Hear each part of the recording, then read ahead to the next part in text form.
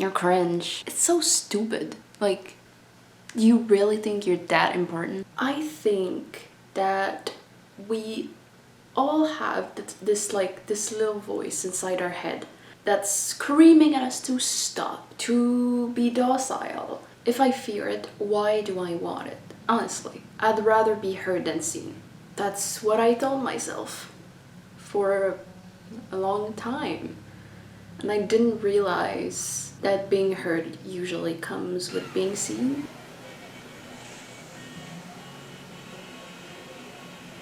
What are you doing? Huh? Just watching some stupid show. It's nothing really important. Just never mind. But we all know it's not just some stupid show. And when we care, it becomes so much more when it's perceived. Like, it feels like our soul is being read. Whether it's my art, my voice, my soul. What if it's seen by a different pair of eyes? What if it's seen not the way I see it? Is it even worth it if the things that I do right are seen as wrong by people who do it differently? Under the spotlight, I tremble. I crumble and sweat, but I feel at home. It's weird and liberating, but suffocating. Will the light shine on my flaws? I think it's more than that. I mean, people who know me may see me as like a try-hard, like, oh, she's trying so hard, like, what is she trying to become? Like, does she really think that she's all that? Does she really think that she's a knit girl or something? Like, not everyone can do like social media, not everyone can be an artist, not everyone can be like seen, because that gives away the power of like the special feeling of being seen. Why do I deserve to be seen more than other people? What part of my journey, what part of my story makes it so that I am a voice worth listening to? Jesus, that was deep. It's like, also, I mean, come on, she doesn't even have the personality for it. Like, she's so mellow. She doesn't have any strong opinions, she's just there. Like, does she really think her face card is going to give her that? And she's not even that pretty either. And you know, when they say the people you know are usually your biggest haters. Because once you are seen, the light shines brighter on things that matter. Like, why would they want you? Why would they want you to shine brighter than them? They don't have the guts to do what you do. So they're going to be hateful towards you because you're trying something that they deeply wanted. Like, they are also afraid of it. And I know it's kind of crazy, cringe a bit, but there's this K-pop group that I really like. They're called Le Seraphim, and Le Seraphim is an anagram for I'm fearless. But the way they show it is like not being like fearless as in I'm not afraid of anything, is fearing less. Like, I fear less, meaning that yes, they can fear going after their goals, doing something that they love, which is singing and dancing, but they don't let fear, the fear of being seen, the fear of being perceived, as an obstacle. They try and go towards their goals despite the struggles. And I think that's beautiful. So when I'm thinking about people who judge others for doing something new, for trying something, for inspiring people maybe to just like put themselves out there, like, the reason they're so bitter about it, the reason that they hate it so much is like, especially the people that you know, is like, why would they want you to do something different from what they know about you? So for example, you're a really shy person, you're a really docile person, you don't say much, but when you're in front of a camera, you dance like you're a star.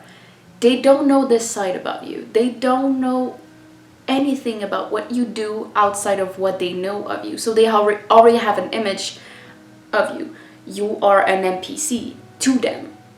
So when you break out of that role, they kind of don't register it. They don't understand that, like, wait, I'm not the only person with a personality. What is going on? Their reality gets shaken.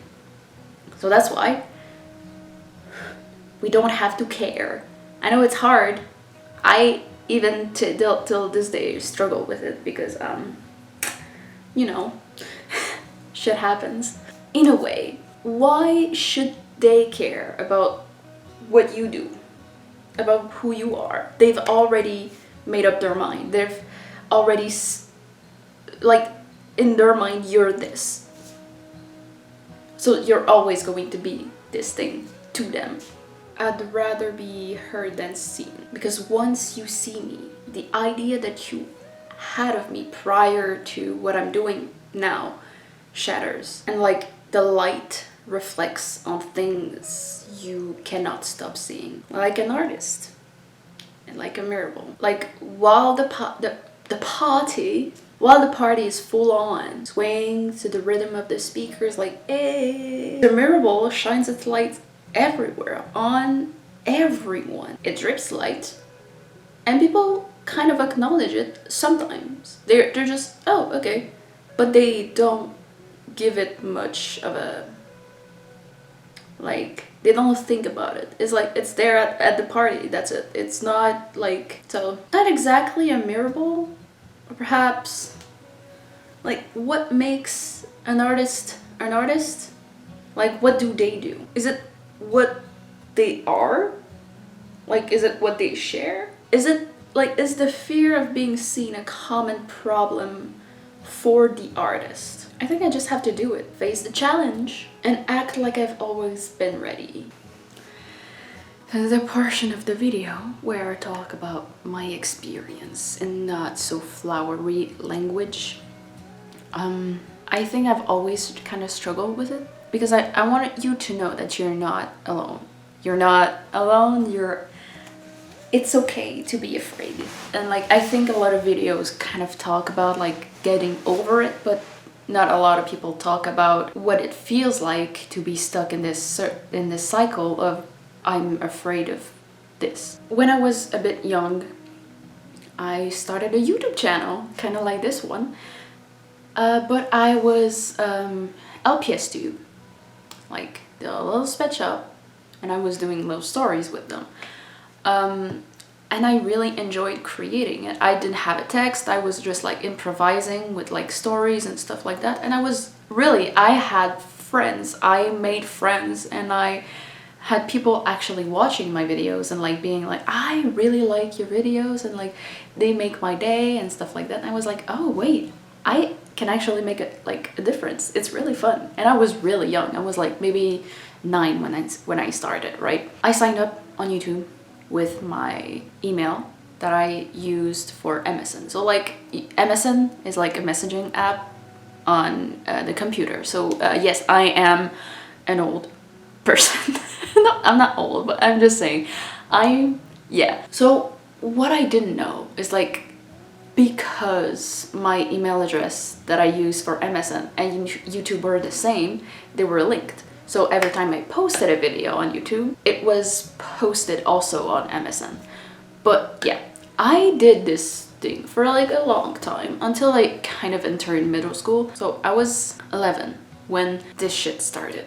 I was terrified, and I kind of stopped doing it because I was still like oblivious to the fact that my videos were being posted on my feed on MSN. I made new friends that were a bit like maybe older, because yeah, and they kind of like talked to me aside. It was like, hey, you're doing videos with toys, and I was like, I'm sorry, what?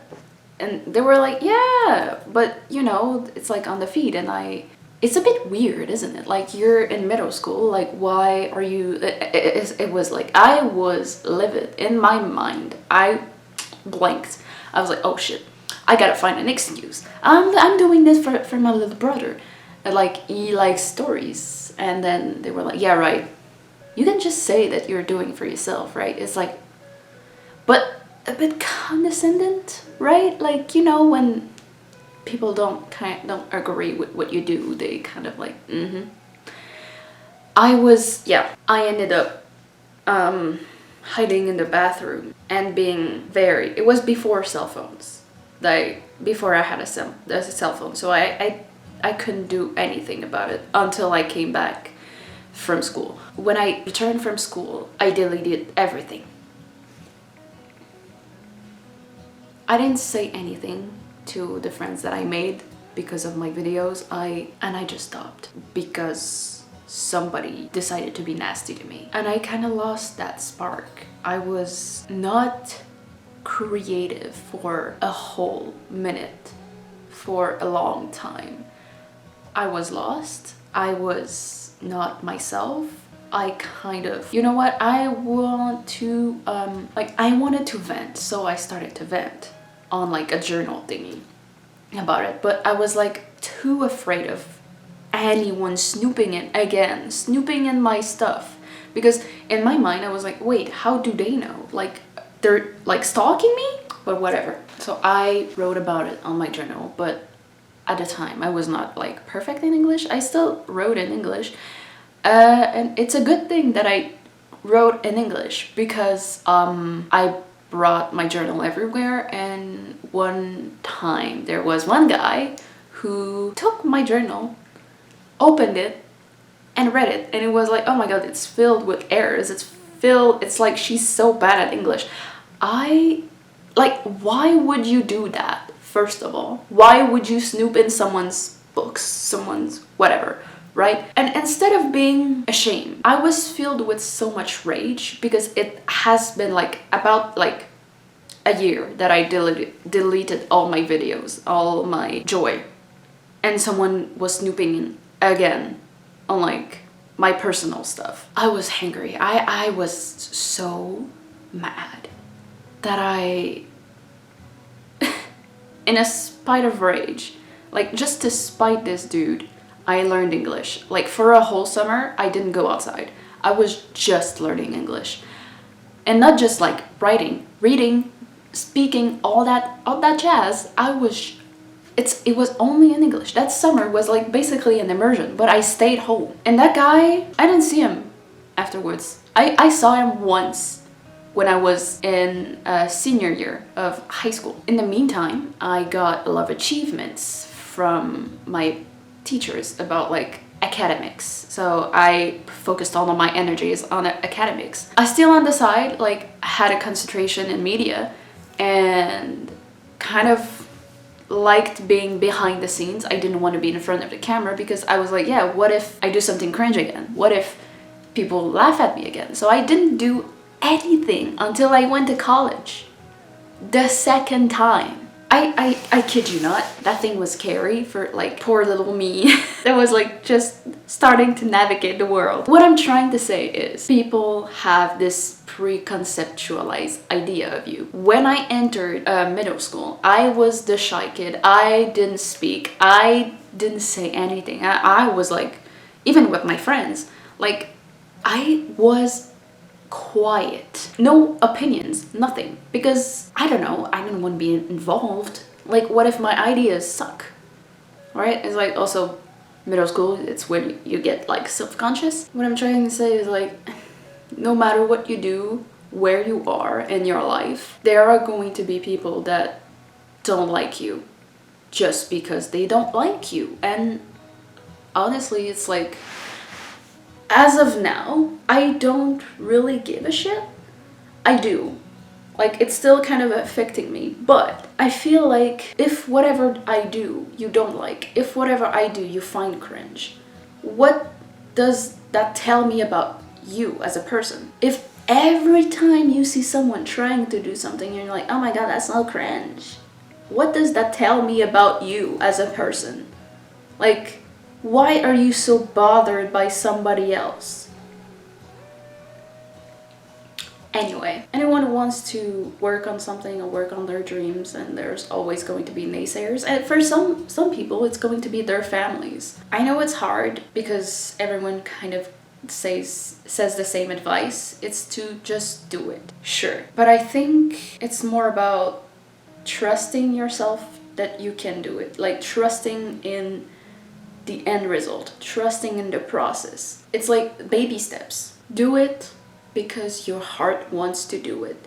Don't do it because you want to prove somebody else wrong. At the end of the day, it's not going to feel good no matter what you do if you do something for somebody else. If you do something because you want to, it's been nagging in the back of your brain, you had an idea for like the longest time, but you do it on the wrong foot. You do it because, oh my god, so and so is like bullying me. It's not like, if you want to be someone because you want to get back at the haters, it's not like the best way to go about it. I learned English out of spite, but that's it. It felt good at the moment because I was like, yeah, I can show him, but like I didn't see that guy for like 3 years after that. That's it. 안녕.